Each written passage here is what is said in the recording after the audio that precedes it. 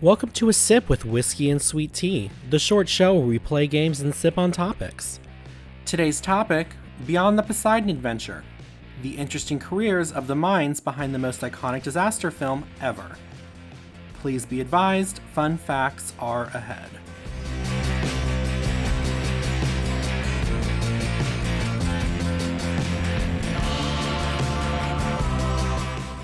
So I got some sweet sipping goodness for you today, T. Oh, is it sweet tea though? Nothing makes me thirstier than a capsizing cruise liner. I mean, we're all thirsty for that. But so we talked this week about the Poseidon Adventure, and it kind of got me thinking. In our review on our Reels on the Rocks, I talk about how in some ways it's sort of stuck in the past, and in other ways it's really pushing forward. And it kind of I decided to dig my own rabbit hole to fall into, and I just sort of did a deep dive on things. First off, I actually wonder if you know this. Did you know there's a sequel to the Poseidon Adventure? Yes, Beyond the Poseidon Adventure. Okay, it was horrible. So you've seen it then? Yeah, I try to forget. It's one of the things you try to forget, like The Exorcist 2. Just pretend it didn't happen. Yeah, it sounded weird. Like it's about them looting the ship or something like that.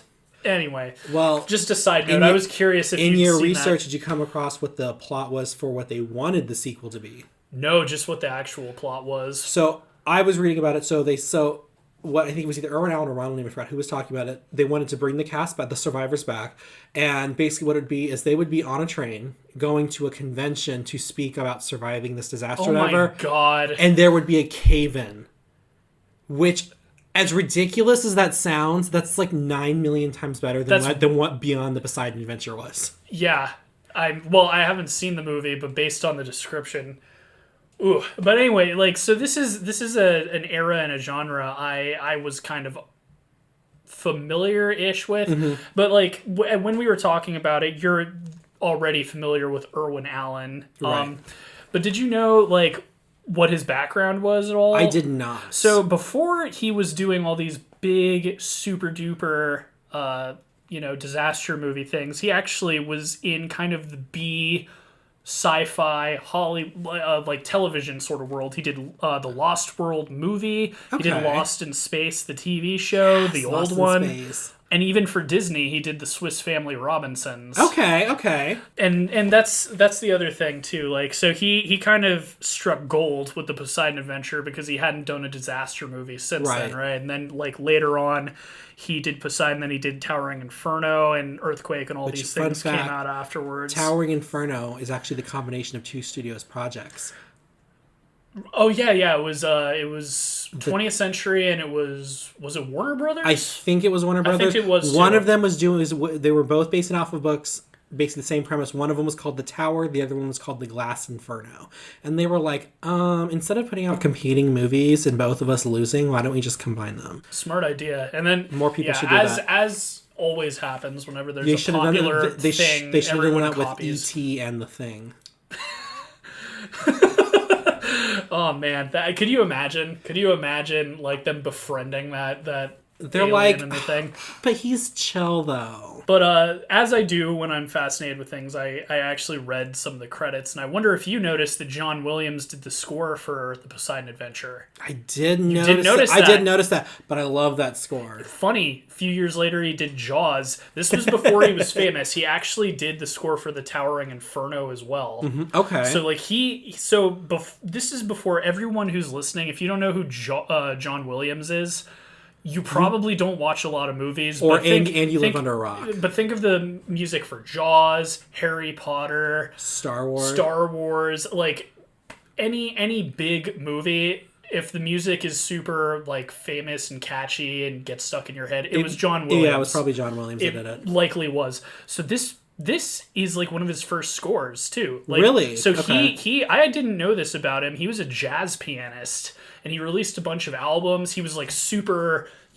out there and avant-garde or whatever. Okay. And so like he was approached to start doing like studio like for movies and stuff. He probably does not regret that decision. The funny thing is, like, just like Spielberg, like Jaws was his first really big hit. Like everyone knows the theme for Jaws. That was like when he struck kind of gold and like became known as like a really good composer. Right. Obviously, I think he was even nominated for the Poseidon Adventure. Yes, he was. But like that's the thing, like just like I'm talking about, like with this kind of new age of like Hollywood blockbusters, he met Spielberg. The two of them hit him off. They had this big hit. Everyone loved the music, and they pretty much worked together almost exclusively for like the next several decades. He'd work with other people too, like George Lucas, of course. Wait, what year was Jaws? 75, so 3 years after Poseidon Adventure. How many years before Star Wars?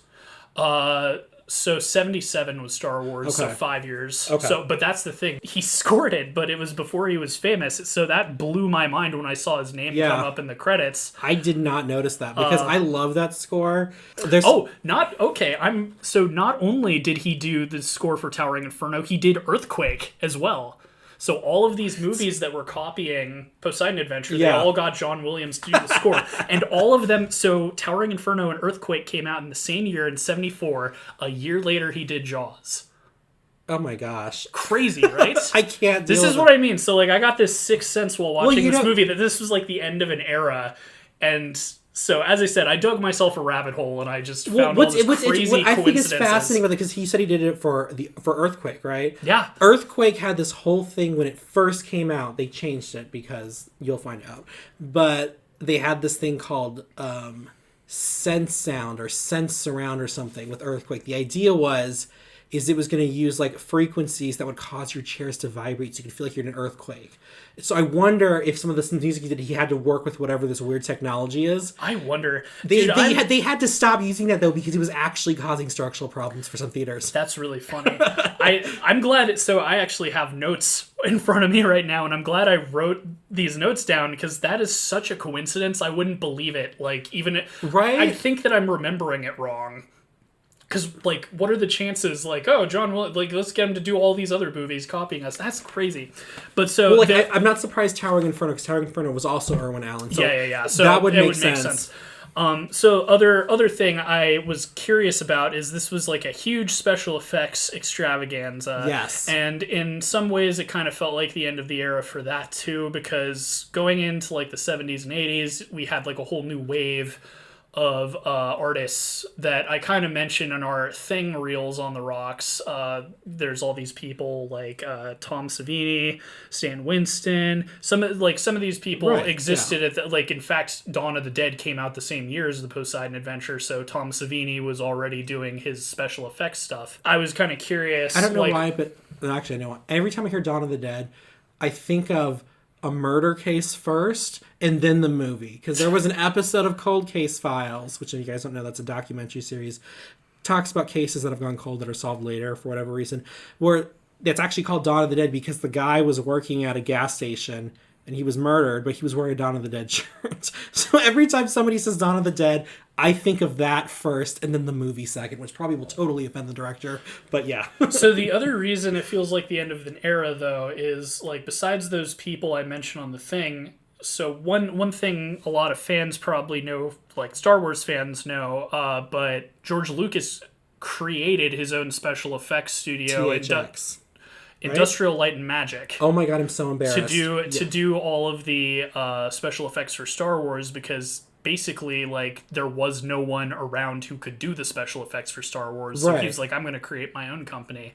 So that was 77. So, and now Industrial Light and Magic, they do everything. Like, every Marvel movie, like, that's their CGI and stuff. So even though CGI didn't exist in 77 exactly, like, it was the beginning of the end for practical effects, so to speak. Yeah. So that's kind of, it's weird that way. But the people who did the special effects for the Poseidon Adventure were two gentlemen who actually won the Academy Award for it. Well, it was they won the non-competitive honorary award. Well, whatever. And that makes sense, too, because they had been in the world for a while. So it was L.B. Abbott and 80 Flowers. And L.B. Abbott, it's funny, like, so Irwin Allen had, like, his background was in very cheesy, like, TV shows and stuff. So L.B. Abbott did stuff, like, for Batman, the TV show. Oh, I love that. Exactly. But, like, he also did stuff for The Fly, the 1950s one.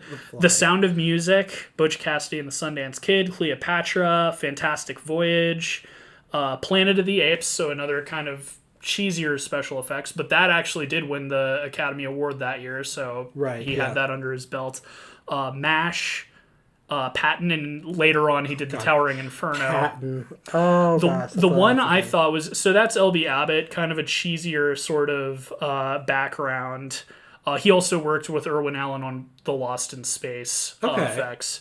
80 Flowers is the one who I raise my eyebrows raise at that. So he actually. So do you know what the top grossing movie of 72 actually was? I thought it was Poseidon Adventure. It was not. Ooh, wait. Do you should know? I know this? I feel like I should know this, and I don't know this. I'm just wondering if you'll guess. What came out in 72 that was a huge movie, still considered a giant classic to this day. The Godfather. Oh. And 80 Flowers did the special effects for that as well as The Godfather Part 2. See, you know what's interesting is that's not a movie I even think about that goes, I think, oh yeah, special effects. I mean, obviously they had like gun battles and stuff. Yeah, exactly, and the blood and the horse head and all that stuff. And I'm sure based on my reaction, dear listeners, you can understand how I feel about that movie. But go on. So he 80 Flowers, his career goes all the way back to Wizard of Oz. What? When he was an assistant on for the special effects. He would later do stuff like Tora, Tora, Tora, Harold and Maude, which is a fantastic movie if you've never seen it. I have not seen it, but I heard it's supposed to be just a fun movie. Well, let us know, guys. I think that would be a fun one to have T watch. He did the Towering Inferno special effects later, and his last movie, I believe, was Apocalypse Now. I could be wrong about that. It's just the last one. I remember it was pretty much the late 70s. Don't forget, that's the movie that Coppola says is not an anti-war movie. But he was pretty much almost like retired by the time this movie came out. But his resume is ridiculous. He's actually considered like one of the like pioneers in special effects. And that's the thing. Abbott and Flowers like kind of worked on different aspects of the movie. Mm-hmm. But yeah, that's what I just wanted to do a little bit of a deep dive there. And I kind of found some evidence to support my feelings about this being the end of an era. And just the coincidences are crazy. Like it's crazy that the guy who did the special effects also was doing the same thing for The Godfather in the same year. It's crazy that the John Williams thing was nuts. Like, I think I'm sure my neighbor probably heard me shout when I saw his name come up on the end credits. I was like, what? I will just say that makes sense because John Williams just has a gift with music, and that's always been a score that I'm like, I don't know how he did it, but he somehow captured water, sea, and heroicism and survival, like all in one. Like I would get all those just hearing that. But then again, John Williams, because it is a master with music, so I'm not surprised, but I am surprised because I didn't know that. So yeah, dropping some knowledge on you guys this sip. I hope you all learned something. Let me know if I was wrong, if I'm stupid, or if you think that I missed out on something. And even if he's not, just say that he is. Please do. Just validation. Everything I said was fake. I'm a raving alcoholic. But no. I mean, your name is whiskey for a reason. But anyway, thank you for joining us. If you liked the video, feel free to like. If you hated it, feel free to dislike. Prefer if you don't. If you don't like it, just leave the video. You don't have to dislike it. If you like joining us, feel free to subscribe and hit that bell icon if you want updates. And we'll see you next time. Yeah, we'll catch you next one. Thanks, guys.